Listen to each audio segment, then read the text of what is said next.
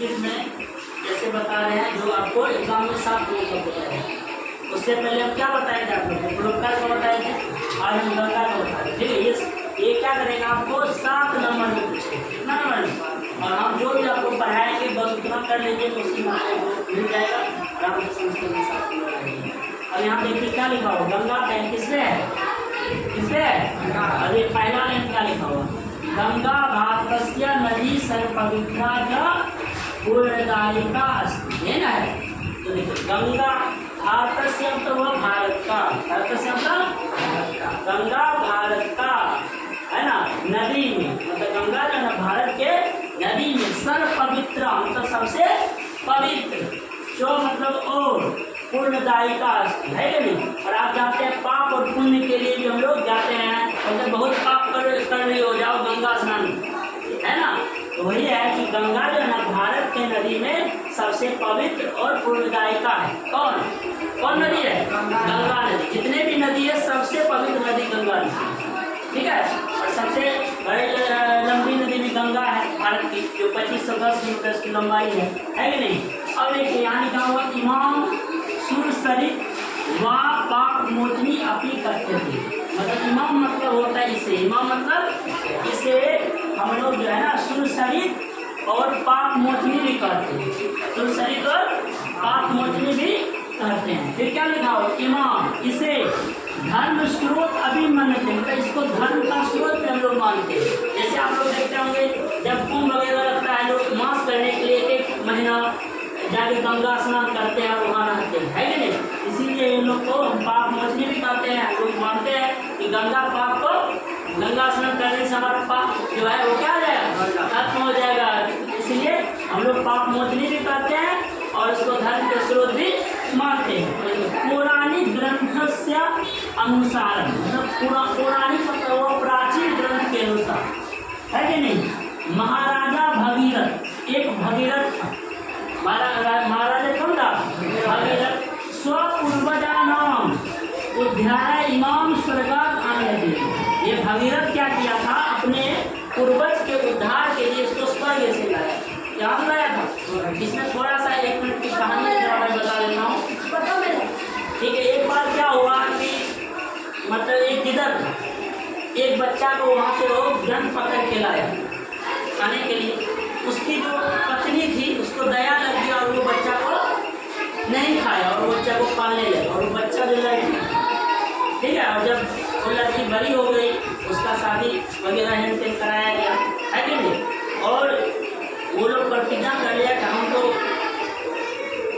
जहाँ रह रहे हैं वहीं अपनी बेटी का शादी हम करा दिए हैं, इसलिए हम लोग एक गाँव छोड़ के अब हम दूसरा गाँव चले जाएंगे, क्योंकि ये गाँव का हम पानी नहीं पीते। आपको पता है कि हम जो कन्यादान करता है वो क्या होता है, मतलब अपने बेटे के यहाँ का पानी तक नहीं पीता है कि नहीं। इसलिए वो गाँव छोड़ के जाने लगा। तो जाने क्रम में ही उसका क्या हुआ, प्यास से प्राण खत्म हो गया और वो दोनों मर गए, ठीक है।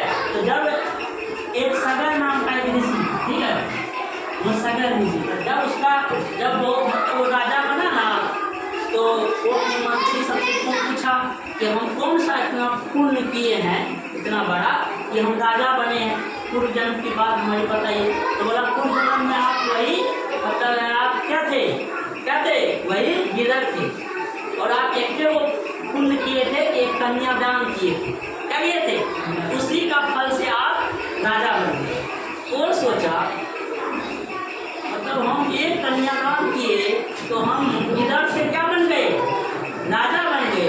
तो हम अगर 10,000, ठीक है, अगर 10,000 हम अगर कन्या का दान करेंगे, कन्यादान करेंगे तो कितना बड़ा पुण्य होगा।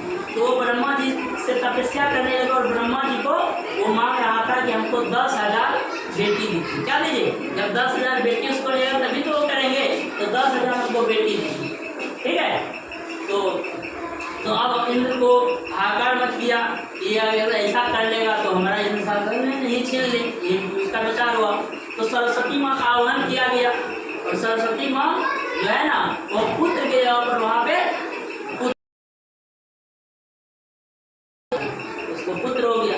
जब 10,000 पुत्र हो तो सोचा चलो बहुत बड़ा अश्वमेध यज्ञ ही कराते हैं, है कि नहीं।